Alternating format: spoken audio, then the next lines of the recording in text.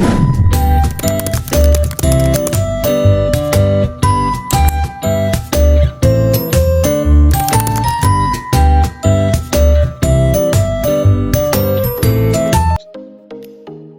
Assalamualaikum warahmatullahi wabarakatuh. Halo teman-teman semua dan ibu dosen. Pada video kali ini saya akan menjelaskan tentang dampak positif teknologi digital dan bagaimana cara menggunakan teknologi digital dengan baik.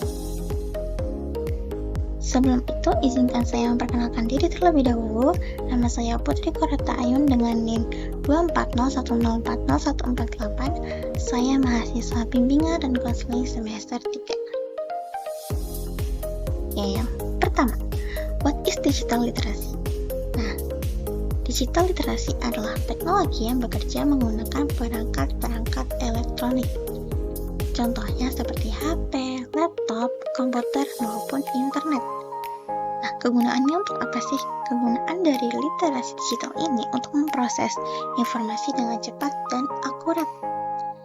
Artinya, data bisa dikirim, disimpan, dan diproses hanya dalam hitungan detik. Makanya, kita bisa membuka Google dengan cepat, mengirim pesan secara instan, ataupun mengakses aplikasi tanpa kesulitan. Selanjutnya ada benefit of digital literacy. Yang pertama ada access to information. Nah, dengan teknologi digital, kita bisa mencari informasi apapun dengan mudah. Misalnya ketika kita ingin mencari materi-materi kuliah, lalu kita bisa ketika ingin mencari jurnal, kita ingin mencari tutorial, ataupun berita-berita terbaru. Cukup dengan membuka internet, semua akan ditemukan dengan mudah. Lalu yang kedua ada communication. Nah, teknologi digital akan memudahkan kita untuk berkomunikasi dengan cepat. Bisa lewat chat, telepon, video call, ataupun kirim email kepada teman maupun dosen. Nah, dengan ini komunikasi akan menjadi lebih efektif. Lalu yang ketiga ada collaboration. Nah, teknologi akan membuat kerja kelompok menjadi lebih mudah. Kita bisa mengerjakan file bersama lewat Google Dokumen, upload tugas lewat Google Classroom, maupun diskusi lewat grup chat. Oh iya, kita juga biasanya menggunakan aplikasi Elena ataupun MyUnes untuk mengumpulkan tugas. Nah, semua bisa dilakukan tanpa harus bertemu secara langsung ataupun tatap muka. Nah, yang selanjutnya, gunakan digital dengan baik. Kita harus menggunakan digital dengan baik ya teman-teman. Nah, cara-caranya apa sih yang bisa kita lakukan? Yang pertama, yaitu belajar bukan sekedar hiburan. Kita bisa menggunakan teknologi untuk belajar. Contohnya, kita bisa menonton video-video edukasi, bisa dengan membaca artikel ataupun mencari materi kuliah. Jadi tidak hanya dipakai untuk hiburan saja.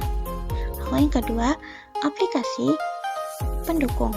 Jadi aplikasi pendukung ini agar kita bisa menjadi lebih produktif. Nah, kita menggunakan aplikasi seperti ini, contohnya ya teman-teman, contohnya itu seperti Google Calendar, Notes, ataupun Classroom untuk membantu kita mengatur tugas dan jadwal. Nah, ini akan membuat waktu kita menjadi lebih produktif lagi. Lalu yang ketiga ada berkomunikasi dengan sopan. Nah, dalam dunia digital tetap penting untuk berkomunikasi dengan sopan.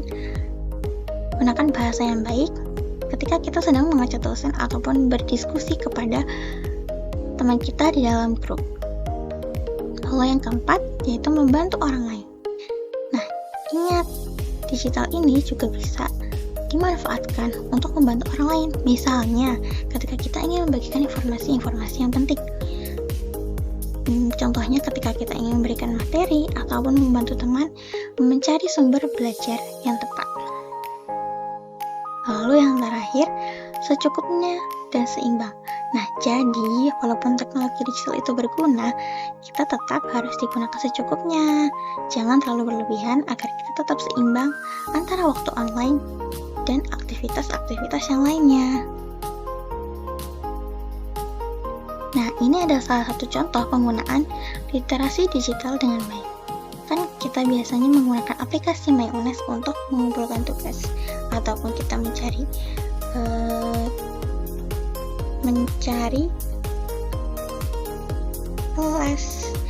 ataupun ketika kita ingin melihat absen kita. Lalu masih banyak lagi di situ. Ada Elena, ada si Kado, ada ujian, ada my student. Kita bisa mengumpulkan semuanya di situ, mencari informasi tentang UNES, semuanya data-data kita terdapat di situ. Nah, itulah salah satu contoh penggunaan digital dengan baik. Nah, yang barusan saya tampilkan tadi itu adalah contoh lain ketika digital digunakan dalam hal positif. Nah, contohnya tadi ada Google Scholar. Itu di situ kita bisa mencari jurnal, mencari artikel, ataupun yang lain-lain. Ketika misalkan kita mendapatkan tugas untuk membuat makalah, membuat artikel, ataupun membuat PPT, pasti kita membutuhkan semua itu. Membutuhkan jurnal dan lain-lain. Nah, kita bisa menggunakan Google Scholar itu. Lalu ada juga AI, kita bisa menggunakan AI seperti GPT, Perplexity, Blackbox AI, dan masih banyak lagi yang lain. Tapi jangan lupa gunakan AI dengan bijak.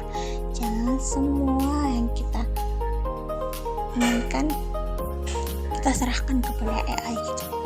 Misalkan kita mengerjakan tugas apa, lalu kita menaruh semuanya pada AI dan kita tidak mengerjakannya sama sekali, kita hanya menyalin saja. Itu tidak boleh, teman-teman.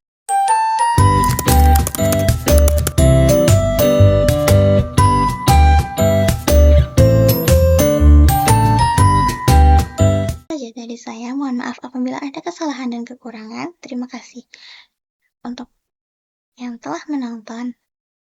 Semoga pemberitahuan ini dapat bermanfaat untuk kalian semua. Assalamualaikum warahmatullahi wabarakatuh.